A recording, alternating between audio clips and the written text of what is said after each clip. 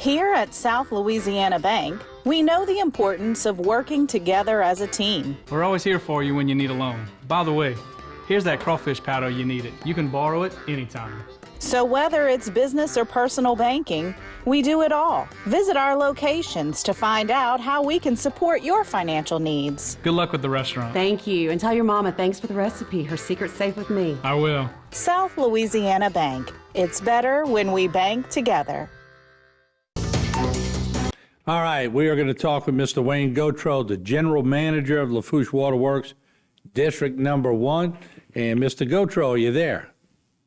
Yes, sir. How you doing this afternoon? Oh, I'm doing good. I wanted to get a rundown in Lafourche. If you could just give us, maybe to start off, are we looking at a minor problem, moderate, extreme? What are we looking at in Lafourche? Well, I think this afternoon we can think that we turned the corner. We actually have water and pressure at pretty much everywhere. All our customers should have some sort of pressure and some sort of water, albeit low pressure in some cases. But we know now that we got water running through our whole system.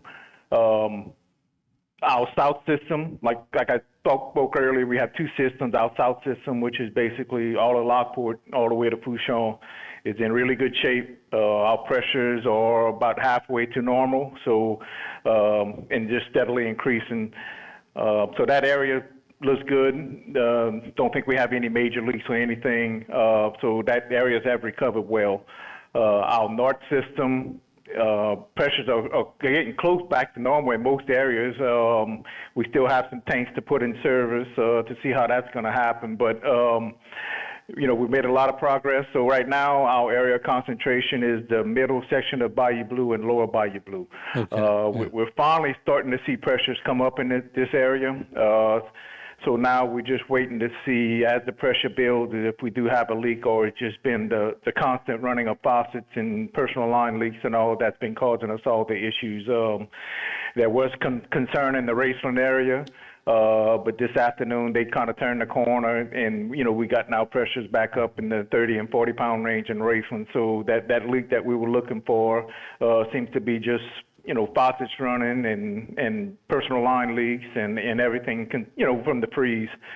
So a lot of good news this afternoon. We still got a long way to go. We hadn't been able to lift any ball water advisories yet, so we need to get more of a consistent, pressure from day and night, because, we still having to back off some at night to fill out yard tanks at our plant to keep our plants in operation. So and let me ask you, and I'm sure this is the case in most any area, you have some businesses, dental offices, doctor's offices, that have water lines that if it's compromised and flows back into the main line, that could be problematic. So I know y'all have precautions and I guess double check valves or whatever. And, Mike Sobear had told me that the other day. I'm going, these are things we never think about. But this is a little more than meets the eye, isn't it? Right. Well, you can only plan for so much. We have a cold weather contingency plan. But our cold weather contingency plan might be 20 degrees. And not 10 degrees and 10 inches of snow on the ground. Yeah. Really. So you got to adjust. And we've learned from past experiences and all where our problems are. With people using water, and you try to react where it's at, but until you get a warm day like today and you don't have any more freezes, and then that's when all of a sudden you start seeing pressure jump up everywhere, which is a good thing, and that's where we're at today. Like I said, we're slowly making progress in lower Bayou Blue. We got water running through all the taps that we are checking. A lot of these taps didn't have water yesterday or even this morning. So we think we've, gotten it narrowed down to just a small area, and just hopefully from there nothing major happens and we keep increasing. Our next order of business is to hopefully start sampling to lift the ball advisories, because I know that it affects, restaurants and everything that, serve fountain drinks and stuff and all that. And but our biggest concern was to, at least have people with some kind of running water, to flush toilets and everything. And I get it, because look, we don't have water here at HTV, but it's not the WaterWorks district's fault. We had a pipe burst in our attic, a 2-inch pipe. We got valves. I remember putting valves all over the place. We shut it off. When we get time, probably tomorrow, we go up there. We're going to fix it and repair it.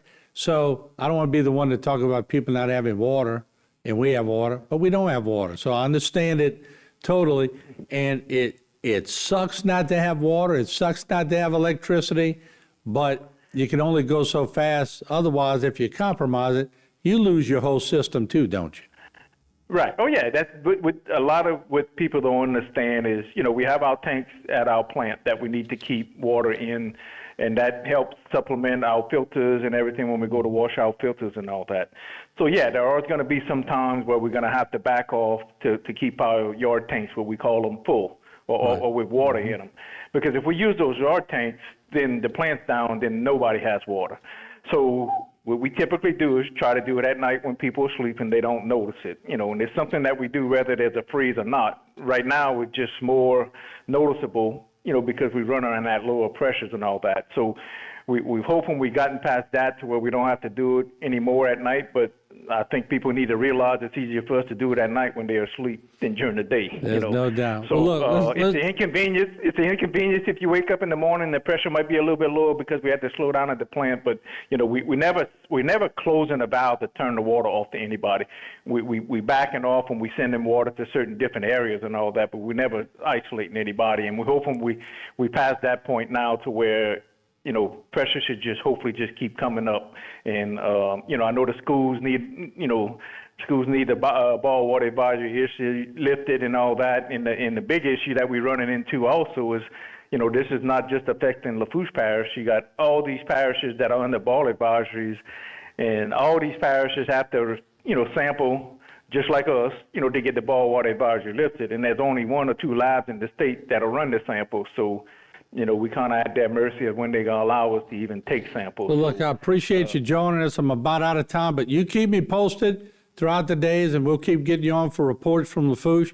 But I thank you for your efforts. Thank you, people, for going out there and doing it. And thank you. And it's good news coming from Lafourche. You're making good progress. Okay, thank you all. Thank you all for all the time. Thank okay. you. All right. Once again, Wayne Gautreaux, we appreciate it. And we'll take a break. We'll be right back. Today's social media segment is brought to you by Alford and Associates for all of your insurance needs. CIS, Cardiovascular Institute of the South, the highest quality cardiovascular care available. Barker Honda, the Barker family tradition of quality.